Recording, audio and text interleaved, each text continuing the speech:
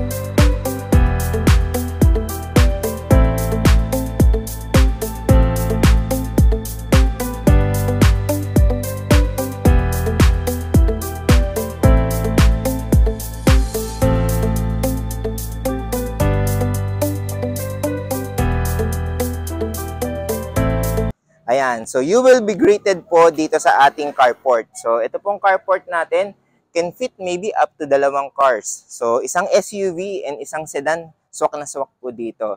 And makikita nyo, yung frontage po natin is napakalaki since 100 square meters po siya. And as I've told you, single detached po yung property. Kaya nyo pong umikot dun sa 4 na corners ng inyong bahay. Then looking at the design, yung exterior po natin, very, ayan po. So very modern design po ang kay Edesha. So makikita nyo, napakaraming windows and meron pa siyang balcony. So let's go inside.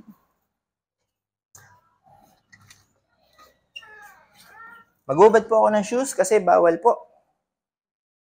Ayan.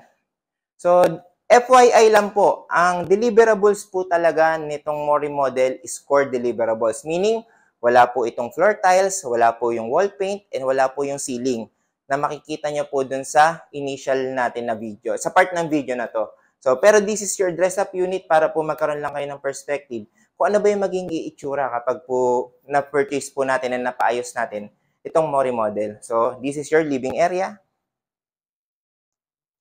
So, ang ganda po rito kasi na-maximize po niya yung space. And yung ceiling height po natin is approximately 2 meters. So, this is your kitchen and your dining area. Then, ang ginawa po dito sa Mori model, meron po tayo ditong sliding door. So, sliding door, access po natin yan para sa ating parking and sa ating magiging lanay. Okay? So, this is your kitchen. Then, going to the bathroom, bathroom number 1. As I've said, dalawa po ang bathroom. So, dito yung una. Ayan po. So, complete bathroom accessories. So, meron po tayong mga spaces na mga pwede natin magamit na may-utilize talaga natin yung space. So, going to second floor, yan po. So, ang stairs natin is concrete na po. Ang handrails po natin is made up of steel. Ayan po. And nandito po nakalocate yung tatlong bedroom. So, this is your bedroom number 1.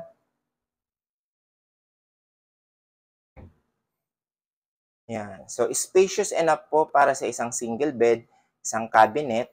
Ayan po. So, para po sa mga bata. So, if you're a big family, nandiyan po sila lolo at lola, fit na fit po ito. Then, this is your second bedroom.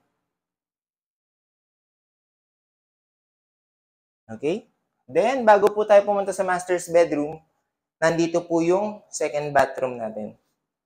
Ayan po. So, para hindi na po nating kailangan bumaba. So, yan po. And here is your master's bedroom. Ayan. So, ang ganda po ng pagkakadesign talaga nitong model house na to. Okay? So, but wait, there's more. Nandito po yung balcony. So, with this balcony, pwede po tayo maglagay ng coffee table and may enjoy po natin ang view ng Cabuyao City at ng Edesha. Ayan. Then, additional information po, ang mga amenities po na makikita natin dito is yung clubhouse. Meron din po tayong basketball court. Meron po tayong mga pathway para sa mga dogs natin. And pag-jogging po. And last is meron din po tayong swimming pool. So, to know more about this property, this Mori model, kindly contact me on the details below. And thank you for watching this video. Salamat!